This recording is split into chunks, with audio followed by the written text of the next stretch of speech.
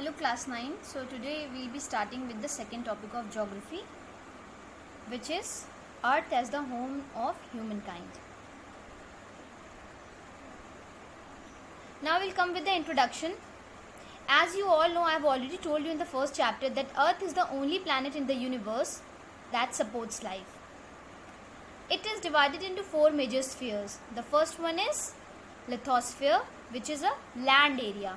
Land area में जैसे कि mountains, plateaus, plains. Now will come to the second one, that is hydrosphere. Hydrosphere contains all the water bodies around the world, that is lakes, rivers, streams, oceans, underground water. Now will come up with the third one, which is atmosphere. Atmosphere is the thick blanket of air, which is also known as air cover, including the gases such as carbon dioxide, nitrogen, oxygen and other inert gases. The fourth sphere is biosphere. All form of living organisms present in the earth is known as biosphere.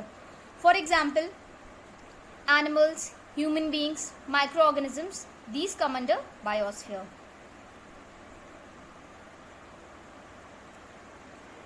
Now we'll come to abiotic or non-living things that exist on earth. Now we'll talk about that.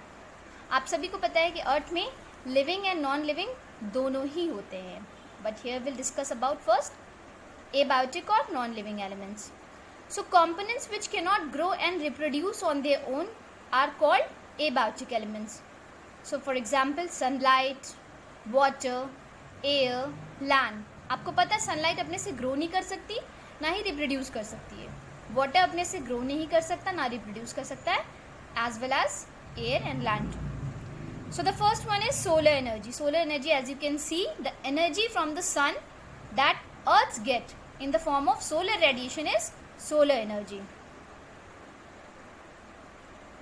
Now we'll come under the second abiotic factor, that is water. Water in any form, whether it is in rivers, lakes, ponds, oceans. Now we are coming on to the third one, that is air. It is also an abiotic component in the earth. Air contains oxygen, which is very essential for survival of human beings and animals. Now comes nitrogen. Nitrogen is very important for the plants and for microbes and for soil. The third one is carbon dioxide, which is very necessary for plants because plants make their food with the help of carbon dioxide. Aerosols, these are the tiny particles of water vapor present in the air and other inert gases. Inert gases are very light gases like helium, hydrogen, etc. The fourth abiotic factor is landforms. Landforms in any form, चाहे वो mountain हो, desert हो, valley हो, plain हो, plateau हो, coast हो. Everything comes under this relief features. So they also cannot grow on their own and cannot reproduce. So they are considered as relief features. Now the second part is biotic factors of the earth. What are biotic factors? Living organisms that can grow and reproduce on their own. जो कि grow कर सकते हैं और reproduce भी कर सकते हैं. For example, plants, animals, human beings are biotic factors. So we will discuss about the first one, which is known as producers.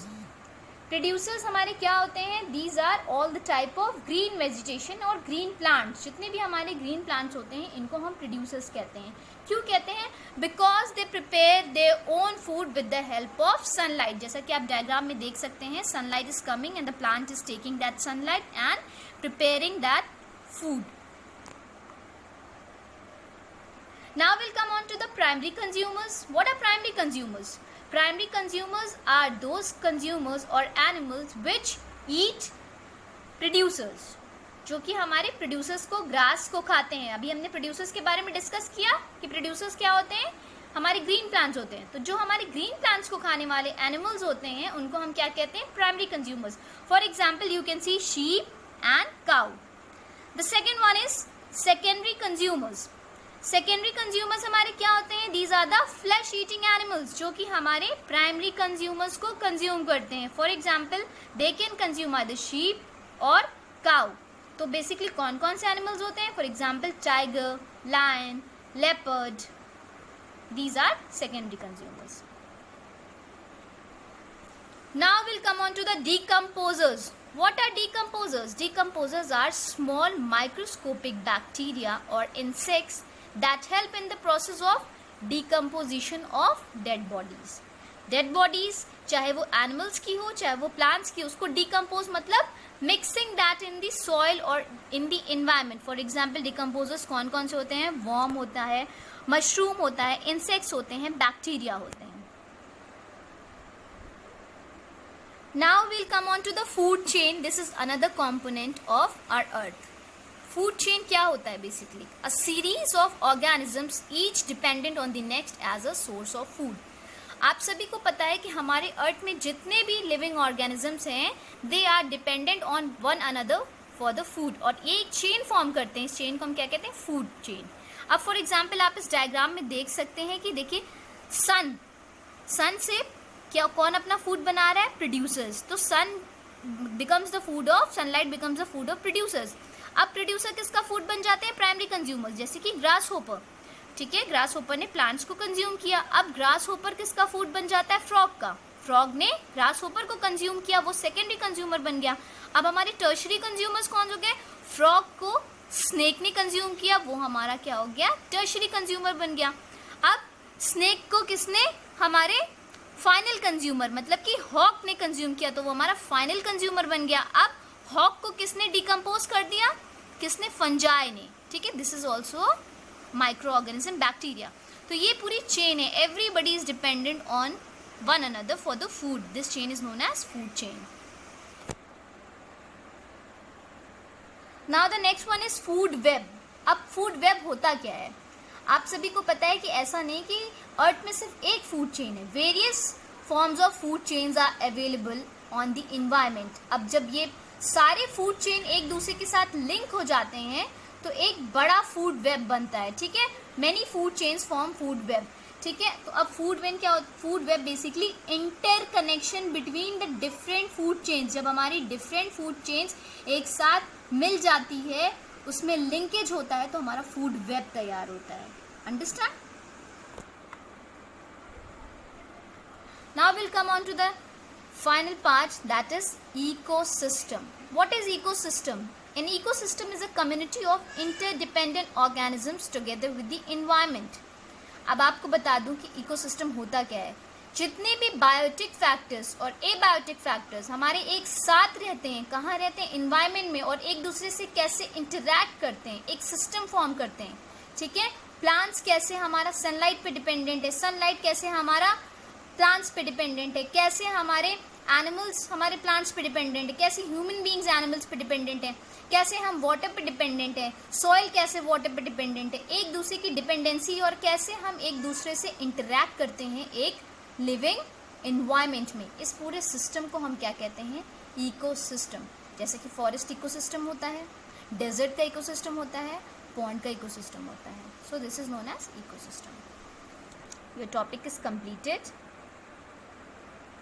and your project work is describe how sunlight, air and water can be converted in the form of energy as a replacement of non-renewable sources of energy. आपको पता है कि non-renewable sources of energy कौन कौन से होते हैं हमारे? Petrol, diesel, kerosene, would, charcoal. ये क्या है? नॉन रिन्यूएबल है, they can not be renewed. तो इसका कोई ना कोई रिप्लेसमेंट हमें फाइंड आउट करना पड़ेगा, एंड रिप्लेसमेंट है आपको पता ही है. These are renewable sources of energy, जैसे कि हमारा सनलाइट है, एयर है, वाटर है. ये हमारा, इसको हम कन्वर्ट कर सकते हैं एनर्जी की फॉर्म. तो आपको ये बताना है कि हम कैसे सनलाइट को, एयर को, वाटर को एनर्जी की फॉर्म में कन्वर्ट करके यूज़ कर सकते हैं. सो इसके बारे में आप पिक्चर्स निकालिएगा, वीडियोस निकालिएगा, देखिएगा, हेल्प लीजिएगा and prepare a project. Thank you class.